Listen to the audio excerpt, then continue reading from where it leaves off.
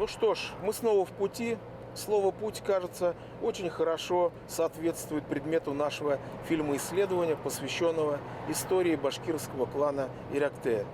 В нем мы расскажем о странствиях далеких и близких предков ирактинцев, об их службе ордынским ханам и московским царям, об их духовных поисках на пути богопознания и национального возрождения, об их сегодняшнем дне.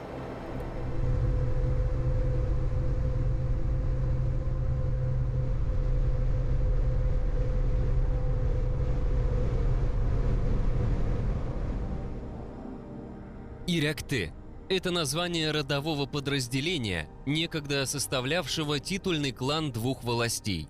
Как показано на карте башкирских родов, одна из них располагалась на западе исторической Башкирии по течению реки Ик, на территории нынешнего Муслюмовского района Республики Татарстан. Другая на севере, между реками Буй и Таныp, на территории современных Татышлинского и Балтачевского районов Республики Башкортостан.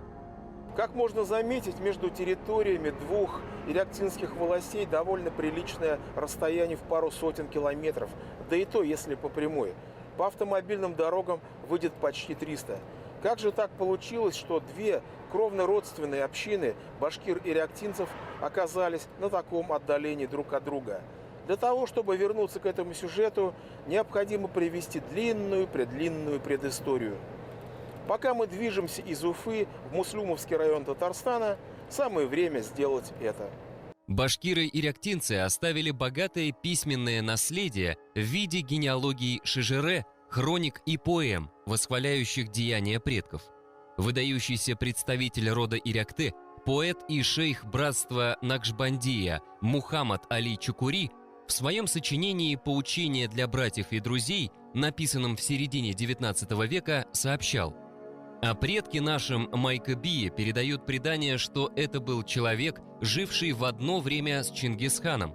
И еще говорят, был он в числе его визирей и ездил с ним, сидя на одной арбе. Сказывают, что он был способен давать советы Чингизу». Какое впечатление должно было производить на людей утверждение ирактинских шежере, что Майкоби, предок ирактинцев, был личностью такого масштаба, которая была способна давать советы Чингисхану, организатору и устроителю огромной империи? Ну, с точки зрения представителей этого рода, безусловно, это ставило их в особое положение в отношении других родов. То есть это же подчеркивалось именно их элитарный характер. То есть если ваши родоначальники просто воевали за Чингисхана, мой давал советы, то есть входил в ближайший круг. И, кстати говоря, вот потом эта концепция близости к телу правителя, она будет использоваться всеми башкирами уже в составе русского государства. По крайней мере, Наталья Федоровна Демидова прямо говорит, что такое соглашение было, иначе трудно объяснить сам феномен башкирских посольств главе государства, которые непрерывно осуществлялись весь 17 и 18 века. Чингисхан и его преемники создали величайшую в истории империю, самую обширную по территории и самую большую по объему людских и материальных ресурсов. Пакс Монголика был первым опытом глобализации, затронувшим почти весь Старый Свет. Башкиры верили, что начало башкирской политии и их автономному статусу в составе империи было положено соглашением с Чингисханом. В старинном башкирском дастане «Сказание о Чингисхане» утверждается, что Чингисхан якобы за помощь в обретении ханской власти одарил предводителей башкирских кланов символами власти. Одним из первых такой чести удостоился упомянутый Майкоби. Потом Чингисхан сказал: «Эй, Уйшин Майкоби, пусть твоим деревом будет лиственница, птицей орел, боевым кличем салават, тамгой серьга». Майкоби, предок клана Табын и клана Иректы, обычно ассоциируется с Байку, известным эмиром Чингисхана. Вот что говорят о нем письменные источники? собрании летописей Джами ат-Таварих, выдающегося персидского историографа XIV века Рашид ад-Дина Хамадани, содержатся два упоминания об эмире Байку, который служил сначала Чингисхану, потом Джучи, а потом внуку Чингисхана и сыну Джучи Бату. Первое из сообщений освещает его этническое происхождение. «Хазорея Байгу азгоме хушин буде, барунгар яни дастераст уданест». Это сообщение переводится как «тысяча Байку из племени или из народа Хушин, и он ведал барунгаром, то есть правой стороной, правым крылом войска». Байку был тысячником Чингисхана, то есть командиром тысячного корпуса, состоявшего из представителей племен Уйшин или Хушин, как произносил этот этноним Рашид ад-Дин. Сами Уйшины, по предположению исследователей, восходят к одному из племен Сако-Массагетского мира первого тысячелетия до нашей эры, известному в китайских источниках как Усуни. Саки действительно исследованы. Причем интересно, что они находятся в параллельной линии ко второму башкирскому субкладу Эр-Одиназ Сур-51, так называемый Арпатский субклад, к которому относятся в основном южные башкиры. Вот в параллельной линии к ним находятся саки. Прям древние тяньшанские саки. Ну и в целом, если брать не прямую мужскую линию, а аутосомные данные, то башкиры, они выходят очень близкие к сакам. К сожалению, палеогенетический материал, относимый к усуням, пока не исследован. Что касается ирактинцев, то их маркером является другой субклад той же самой гаплогруппы Р1А. Установлено, что все-таки основной гаплогруппой среди башкир в мужском генофонде является гаплогруппа Р1А. Она достигает, по данным 2024 года, пределов 45-50%. Один из субкладов, характерный этой гаплогруппе, это Р1А У5977. И как раз-таки башкирский род Эрикте, он относится к этой линии.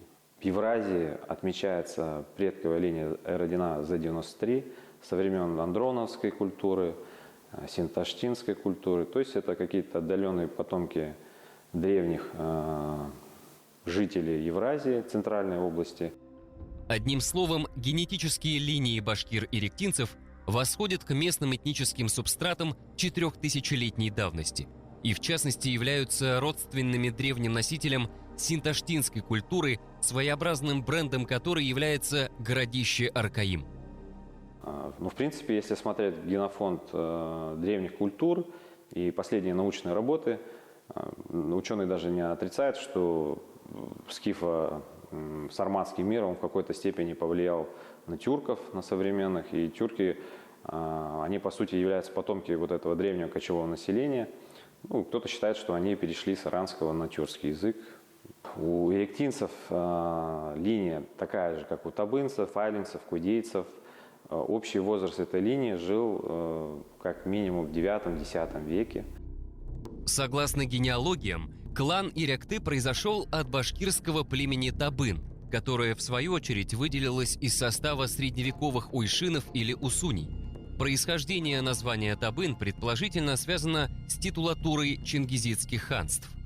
Каково, по-вашему, происхождение слова «табын», которое стало этнонимом крупного башкирского клана? Я все-таки придерживаюсь того предположения, которое высказал известный тюрковод Зайцев. Он нашел объяснение этого термина в переписке между ханом Большой Орды Муртазой и польско-литовским правителем Казимиром. В 1584 году он писал о том, что он, про одного человека, что он является табынником.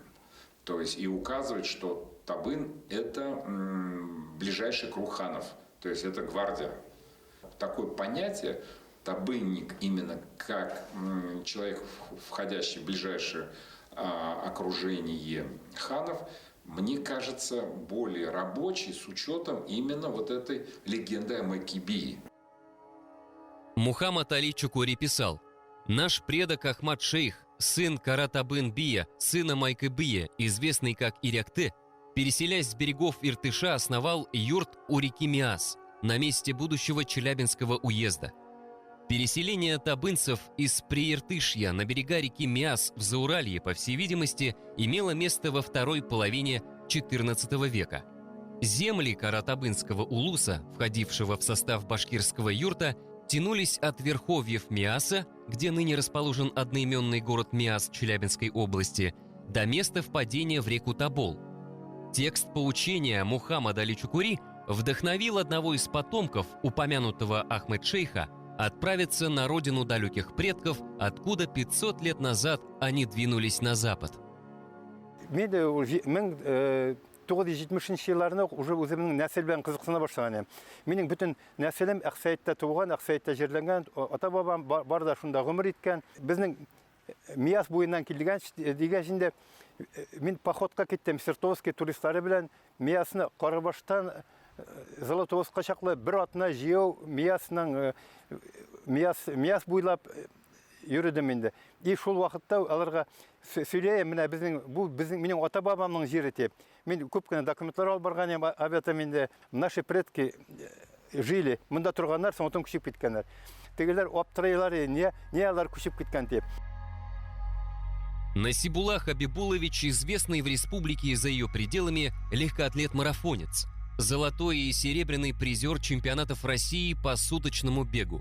Личное достижение – 269,5 километров за 24 часа. Такому человеку пройти пешком течение реки Миас, конечно же, не составило большого труда. Тем более, что данный поход был данью памяти предков.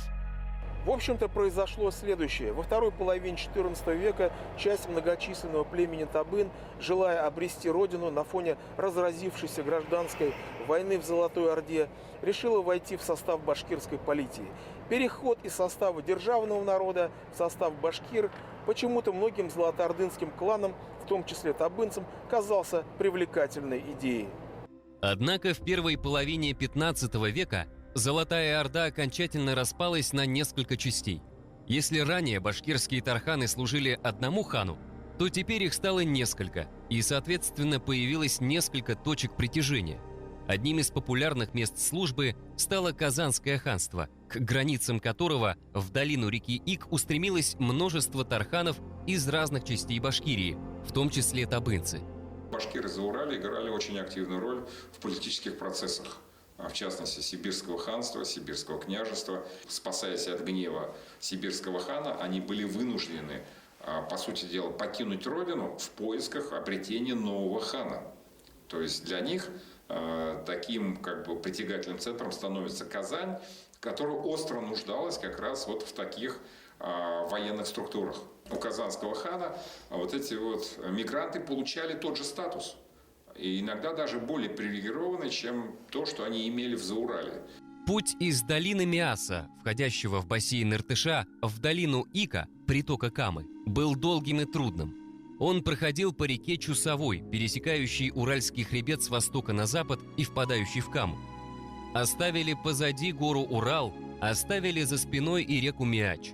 Достигли они этого полуночного края, все время идя на большой лодке, сообщается в стихотворном шежере рода Ирякты, составленном Али Чукури. Двигаясь из Уфы по автомобильной трассе, мы достигли реки Ик несравненно быстрее, проехали по мосту по объездной дороге вокруг райцентра Муслюмова и, наконец, добрались до села Милля-Тамак. После долгих скитаний группа башкир клана Каратабын, двинувшись из Зауралья, достигла Прикамья. Однако тамошняя земля им не приглянулась. Здесь нам будет тяжело жить, решили они. После чего их предводитель Абдал-Бий двинулся на разведку в поисках более приемлемого места для житья. Сев на лодку, он спустился вниз по Каме, достиг устья реки Ик, поднялся вверх по течению реки и здесь, в устье реки Милля, основал свой юрт, получивший название Иректинской волости. Так гласит предание, зафиксированное в сочинении Али Чукури. Как гласит стихотворное шежере, на Ике их встретили башкиры других кланов. Став их соводчинниками, упомянутый Ахмед-шейх и его сын Абдал с товарищами основали здесь свой аул. Можно ли верифицировать сведения, сообщаемые Али Чукури в своем сочинении о предводителе каратабынцев по имени Абдал? Или более конкретно, можно ли подтвердить само существование этого персонажа? От ответа на эти вопросы зависит оценка сочинения Али Чукури как достоверного или недостоверного источника. Ведь если Абдал-Бий был реальной исторической фигурой, то есть надежда, что и остальные сюжеты его сочинения столь же реальны. Поразительно, но факт. От периода Казанского ханства до наших дней дошел один единственный документ. Это тарханный ярлык хана Сахиб-Гирея 1523 года. Кому бы вы думали, он был адресован? Тому самому Ахмед-шейху и его сыну Абдалу. Невероятное совпадение. Текст ярлыка звучит: «Эти, шейх Ахмед, сын Мухаммеда, и сын шейх Ахмеда Абдал, и еще Сиид Ахмад и его младший брат Муса, сын Махмутека. Эти 7 лиц явились к нам и били челом. Они, оказывается, являются людьми, которые стали тарханами от наших прежних господ-ханов. И мы также пожаловали». В очередной раз убеждаемся в том, что историографическая традиция башкир имеет высокую степень достоверности. Советский тюрколог Вениамин Юдин называл подобные произведения устной историологией. Это как раз такой текст, который фиксирует переход истории из устного состояния в состояние записанное. С тем лишь отличием, что Рашид ад-Дин действовал по приказу хана, и он записывал то, что рассказали ему информаторы, ханы и их ближайшие родственники, являющиеся знатоками генеалогии, а Мухаммад Али Чукури был одновременно и источником информации, и тем, кто эту запись осуществил. То есть сам Мухаммад Али Чукури был носителем этой генеалогической традиции, он был носителем этих устных нарративов и просто облег их в письменную форму. Основанная каратабынскими тарханами шейх Ахмедом и его сыном Абдалом с товарищами на реке Ик волость получила название Иряктинской. Сам Мухаммад Али Чукури уже не понимал значения этого слова. Однако современные исследователи знают, что архаизм «иряк» значит «крепость». Если Иряк – это крепость, то что такое Иряк-Те? Суффикс «Те» – это не что иное, как диалектный вариант общетюркского показателя принадлежности. Ну, например, «ат» – это лошадь, «атлы» – это конные. Так вот, на языке восточных башкир «атлы» будет звучать как «атте». Таким образом, соционим «иряк-те» или «ирякле» обозначал людей, которые несли службу в крепости. Архаизм «иряк-те» навсегда законсервировал особенности речи зауральских башкир, предков иряктинцев, став языковым артефактом. Каратабынцы, принявшие теперь название «иряк-те», несли службу в крепостях, защищая рубежи Казанского ханства от неприятеля. Они вместе с пришлыми ордынцами составляли правящую страту этого образования, тогда как коренное земледельческое население составляли эксплуатируемое большинство. Выходцы, повторяю, из кочевой среды, то есть прирожденные воины, они везде пользовались спросом, особенно на тех территориях, где испытывался недостаток в кавалерии, в коннице. Но в частности, казанский хан привлекал себе выходцев из Ногайской Орды, из Башкирии не от хорошей жизни, потому что здесь, собственно, субстрат, коренное население, оно не занималось полукочевым кочевым хозяйством, это были земледельцы. В середине XVI века царь Иван IV приступил к завоеванию Поволжья. В условиях начавшейся войны башкиры-иряктинцы, будучи тарханами, были обязаны служить своему сеньору, то есть казанскому хану. Вероятно, так оно и было в действительности. Дальнейшие события, описанные в поучении Мухаммада Али Чукури, происходили уже во второй Иряктинской волости, располагавшейся на территории современного Татышлинского района Республики Башкортостан, куда мы сейчас и направляемся.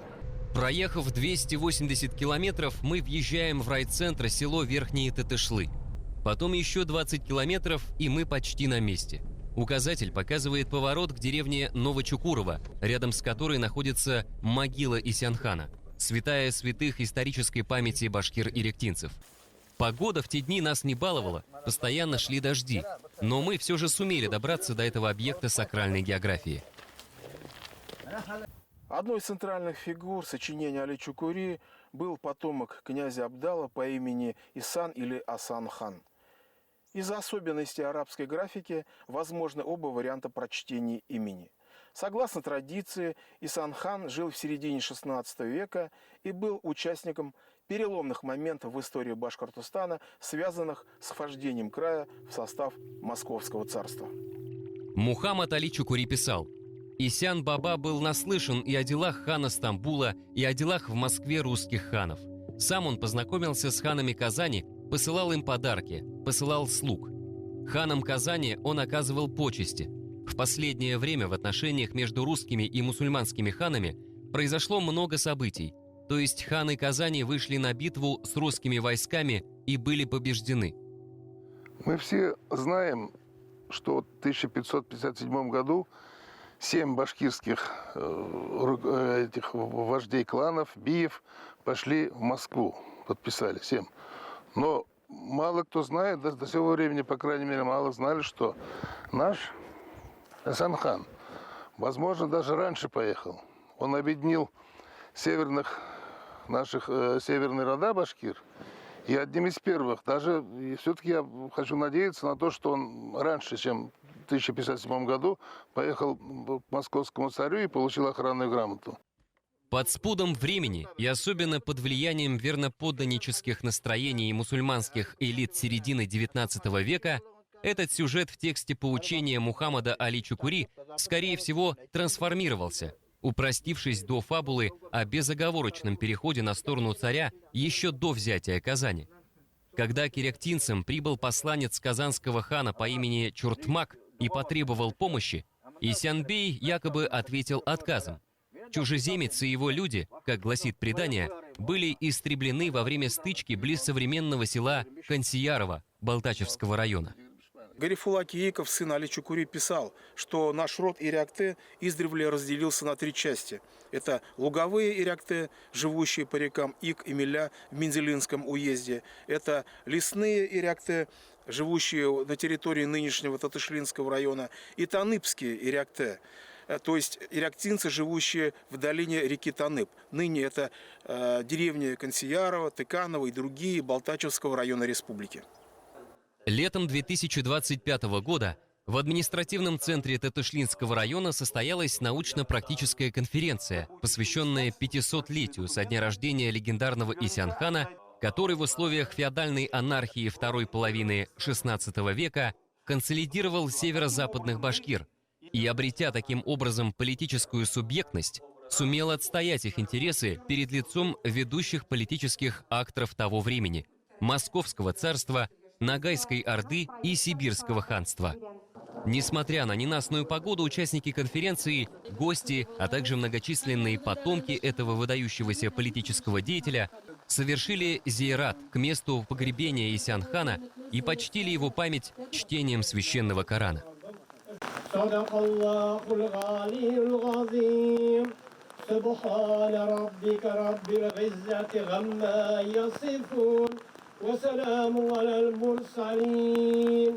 Выступавшие отметили выдающуюся роль, которую сыграл Исян-хан в судьбе северо-западного региона Башкортостана.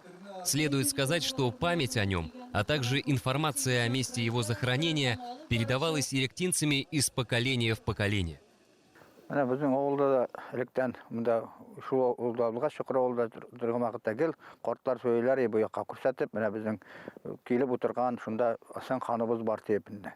Şuna men kızıksanıp da soray başlagas indi en birinci etip bana elek nerseler bulgan soň Hasan xan qarında tebetken vaqtda Ali şükür vaqtlarında o elekten bunda jyılışıp bunda 14 may günü akfulaklar qoyup şunda suhbat jerinleri ötkärgenler. Ali Şükür'ün üzerine yazmalarında da yazılan ol 1889 yılında vefat bulgan betinde ana kadar şu yazılarında anın yazılgan Hasan xanның ziyaratı tertipte durur. Biz anı her vaqtında bulabız, ziyarat kılabız dep yazgan. Анда bir nide taşlar yok dep yazgan ol. Мельничный камень с надписью «Исян» или «Асан-хан» был установлен позднее одним из местных жителей. В последующие годы за могилой Исян-хана Мухаммада Али Чукури и его отца шейха Абдул-Салиха ухаживал и присматривал ветеран Великой Отечественной войны, сражавшийся в рядах легендарной 112-й башкирской кавалерийской дивизии Шарифулла Гарифуллин. По его же инициативе В селе Старочукурово был открыт дом-музей Али Чукури и построена мечеть. В этой истории поражает то, как историческая память, несмотря на неблагоприятную обстановку, упорно прорастала сквозь толщу советского официоза и возвращала стандартных Homo Sovieticus к истокам народной традиции.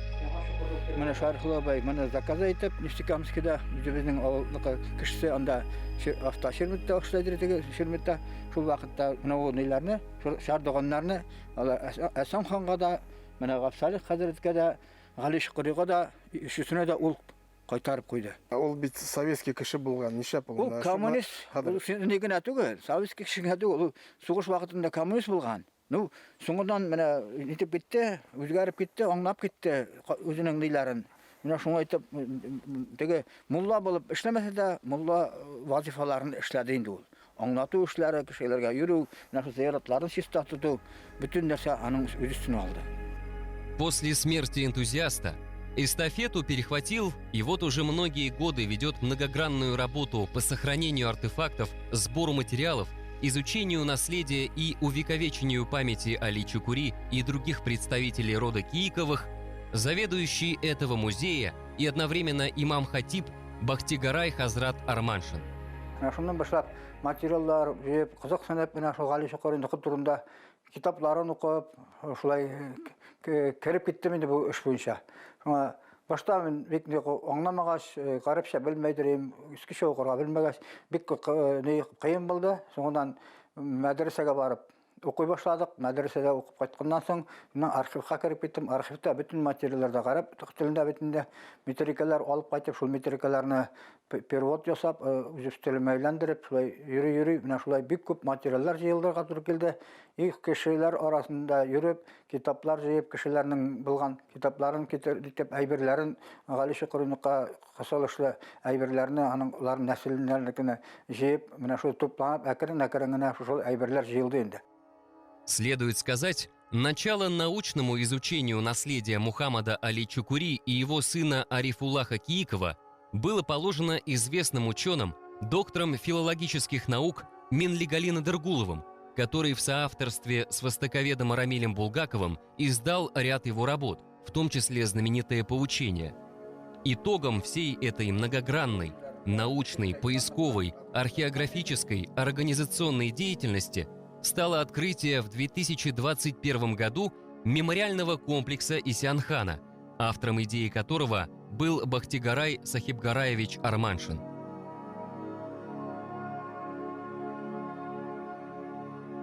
Шуннан төрле ерләргә йөри башлаганда күрәм, ниләр зыяратларны ничек ниндигә матур итеп эшләгәннәр, элекке зыяратларны Кыпчак аруыныкы башлыгы нигә теге шулган тауга барган вакытта, шуңан ташкарны барган вакытта аның нидә мәчет кырында эшләнгән зур ниләр памятникларын күреп кайткач инде. Нигә мен әйтәм, безнең Әсән ханны да шулай зурлап күрсәтергә кирәктер дип уйлап, менә шулай эшләп куйдык. Бу Әсән хан булай әйткәндә безгә Аллаһ Тәгалә тарафыннан калдырылган кеше. Менә мин шулай дип аңлыйм. Аллаһ Тәгалә bütün зияратлар биткән, алар башкаларын белмәйләр. Ә без Әсән ханны онытмайбыз. Халык телендә бар ул. Әсән ханның бүгенге көндә аның турында булмаса, Майкебинең кайсы йөргәннәрен дә белмәсләр, без кемнәр икәнебезне дә белмәсек. В сложной политической обстановке Исянхан, лидер башкир северо-западной части края, наряду с кыпчакским князем Каракужак-Бием, бурзянским Искибием, тамьянским Шагали-Шакман-Бием, усерганским Бигбау-Бием, табынским Курпяч-Бием принял решение признать протекторат московского царя под гарантией сохранения за башкирами вотчинного права на землю, неприкосновенности обычаев, то есть языка, культуры, вероисповедания.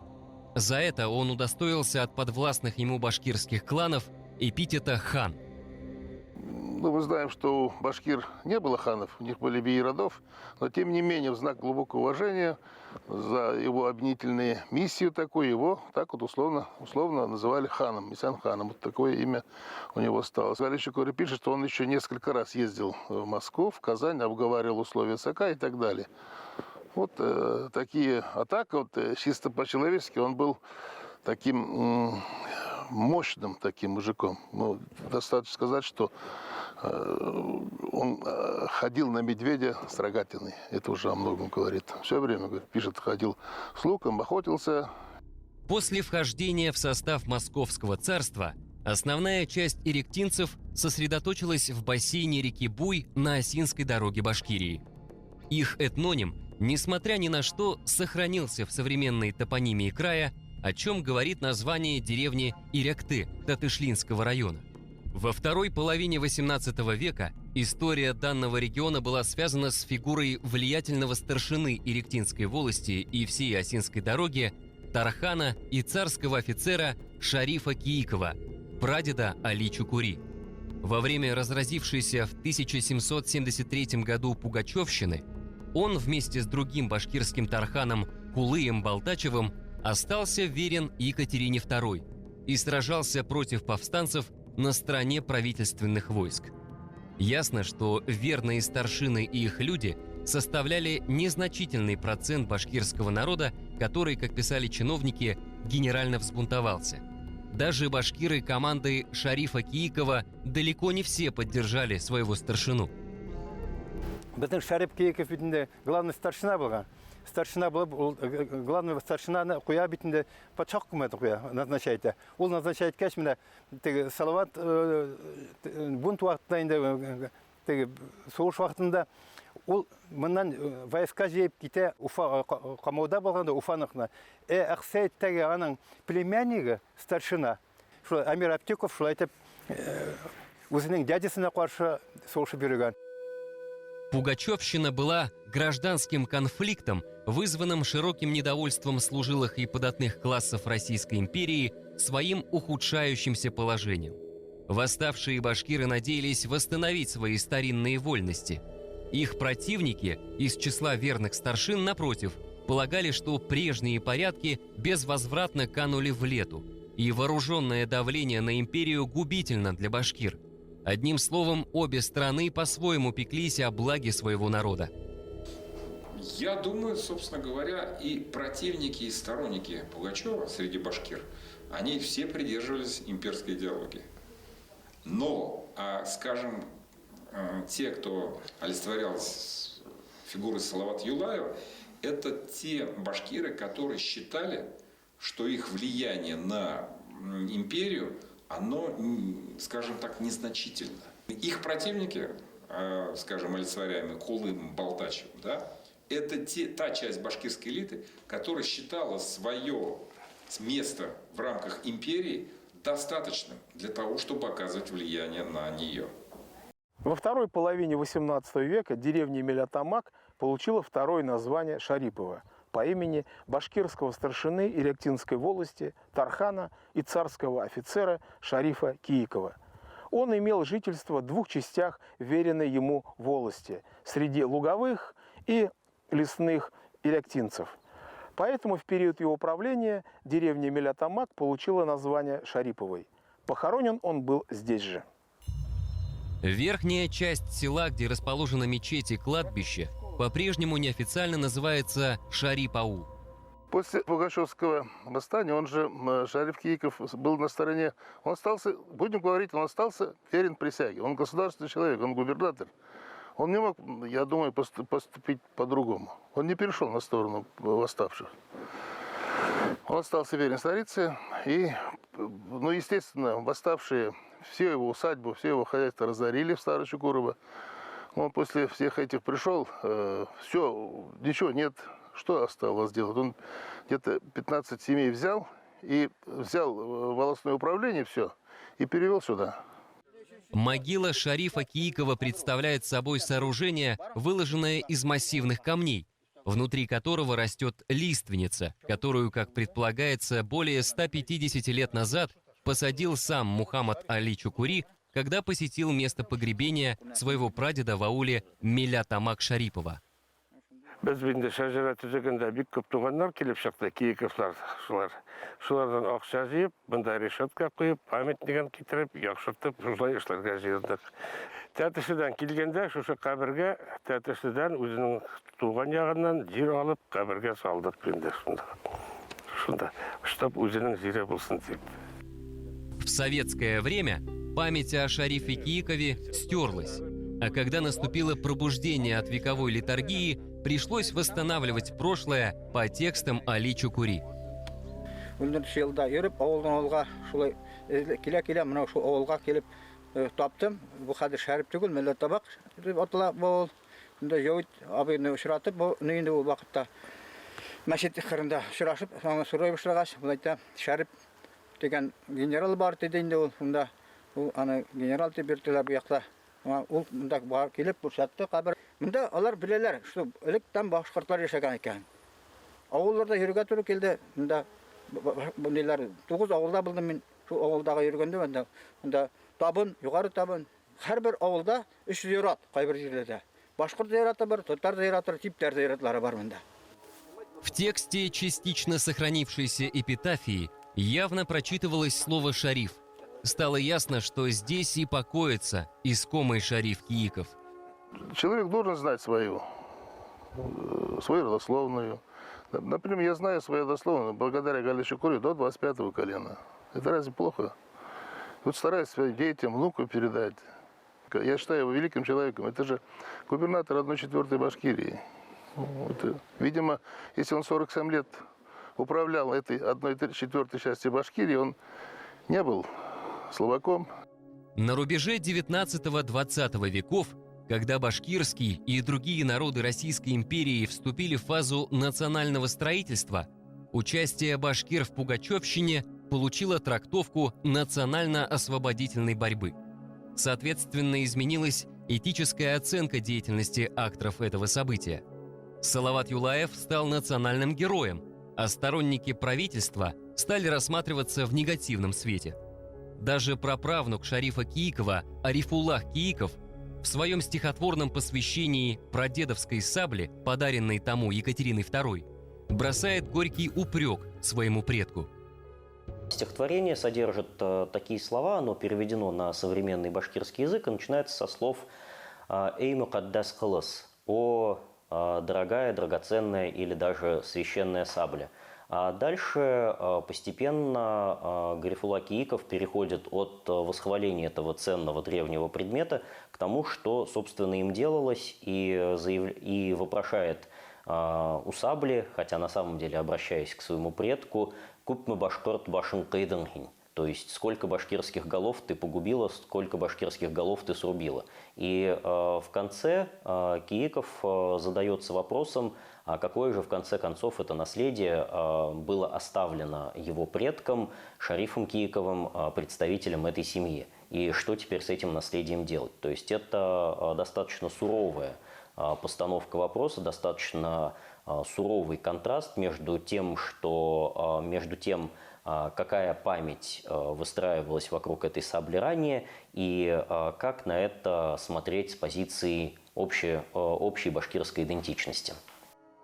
Род Кииковых, словно устав от многовековой службы ханам и царям, в дальнейшем давал башкирскому народу только духовных учителей и просветителей.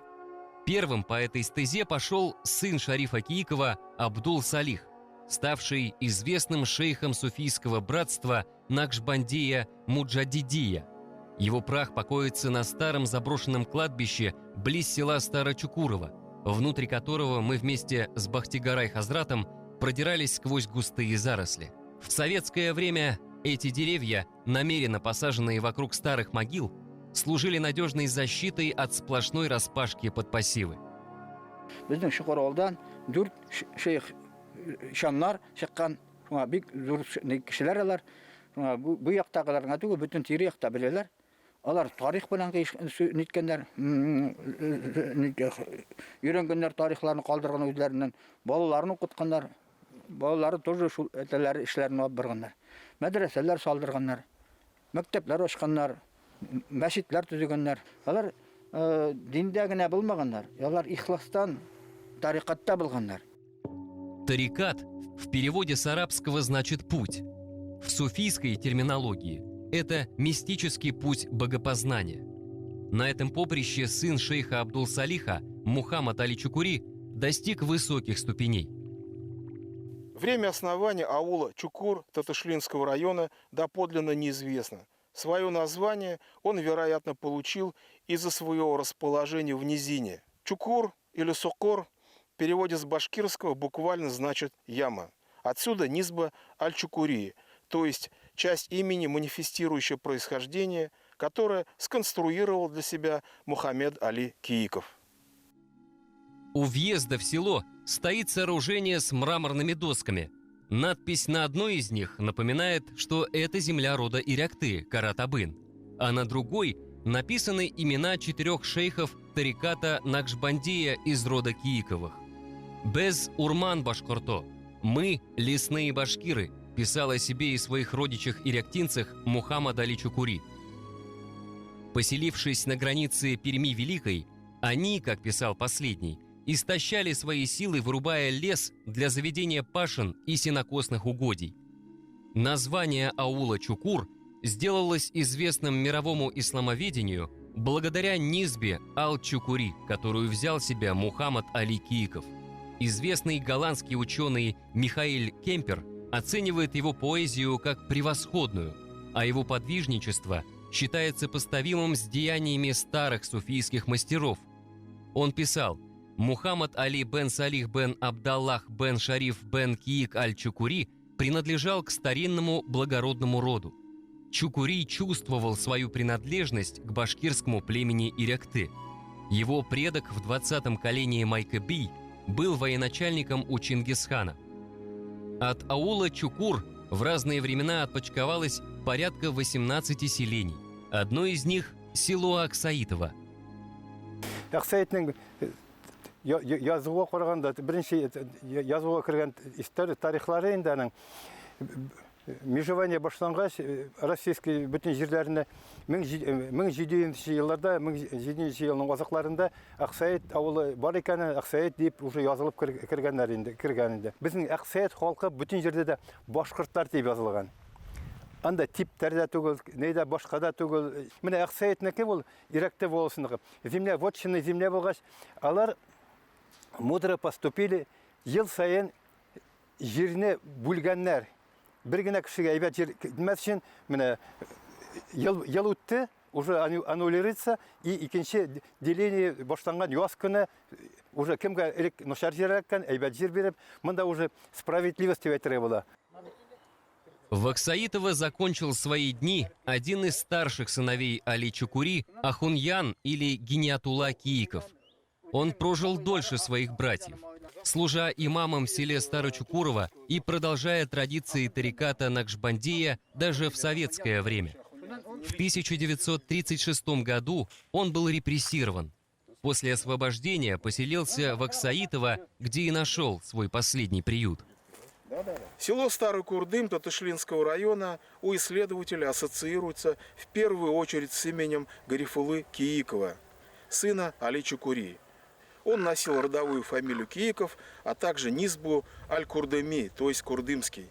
Его подвижническая и литературная деятельность, а также научные изыскания принесли широкую известность еще при жизни. Он первый из Кииковых, чей визуальный облик доступен нам благодаря фотографическому способу получения изображений.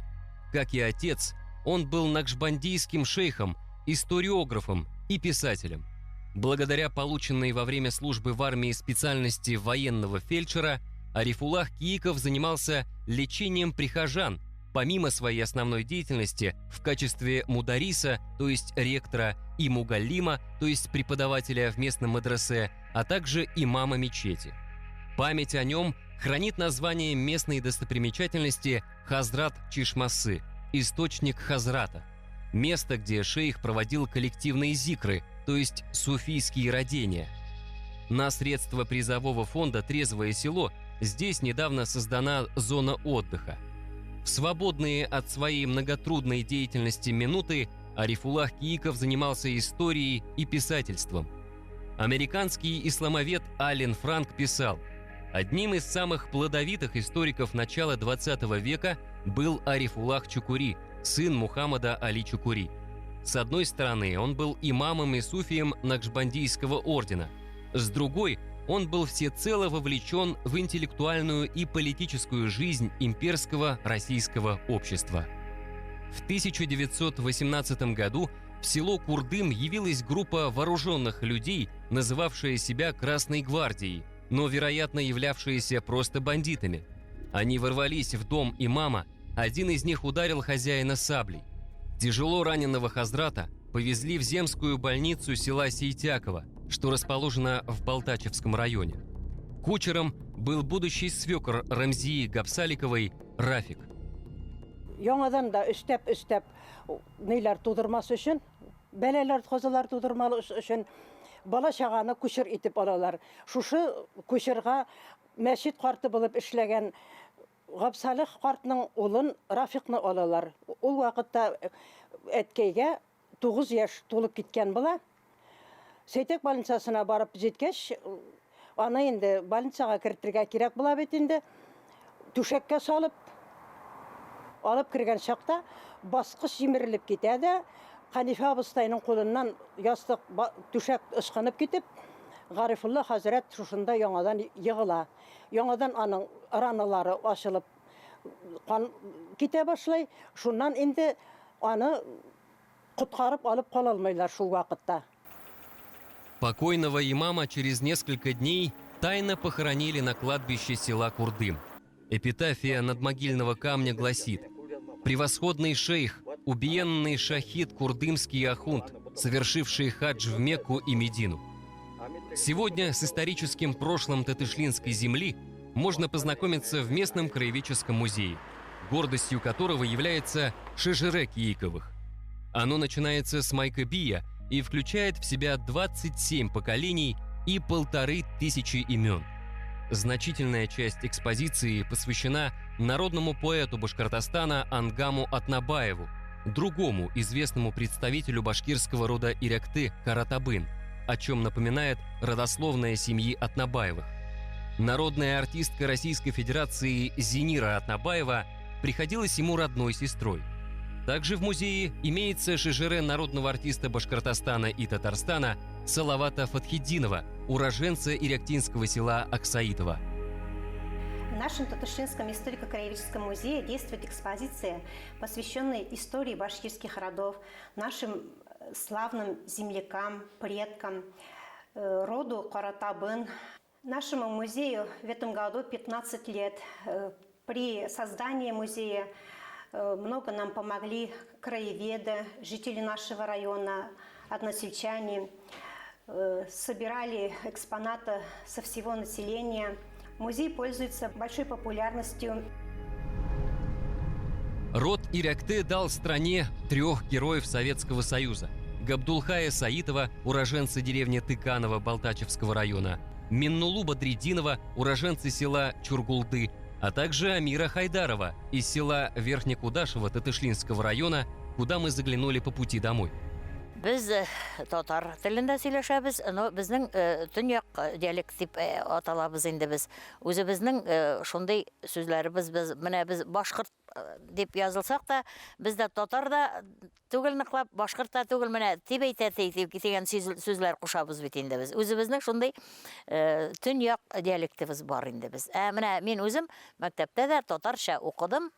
Татарча сөйләшәм, татарча язам, башкортча укыймын. Башкортны укыганда ук мин татарчалаштырып та укырга булдыралам. Минем өчен туган тел, татар теле дә, башкорт теле дә аермасы юк.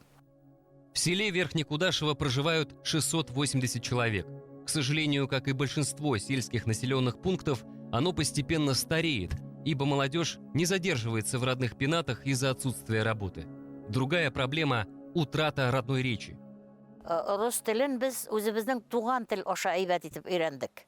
Тел юкка чыккач бит ул милләт юкка чыга дигән сүз. Менә шуның өчен сәгатьләрне бетерү, кружоклар, түгәрәкләр, төрле факультативлар, менә шушы эшне җайларга кирәк дип уйлыйм мин. Менә бу безнең җитәкчеләргә инде менә шундый уен бар инде минеке. Значение сохраненной башкирами клана Ирякты исторической традиции трудно переоценить. Прекрасно осознавая ее ценность, наиболее просвещенные представители рода пронесли эти предания, письменные тексты и генеалогии шежере через века, передав это бесценное сокровище нам. На этом наш рассказ о земле Ирякты подошел к концу. мы попытались охватить многовековую историю ирактинских башкир. Дай бог, если нам это удалось сделать в более или менее доступной форме. Исторические факты можно перечислить, но как измерить политический выбор Исянхана, духовное и письменное наследие Мухаммада Али Чукури, его сына Арифуллаха Киикова и других? Одним словом, в этой сфере еще много сокрытых тайн. Всем добра и света.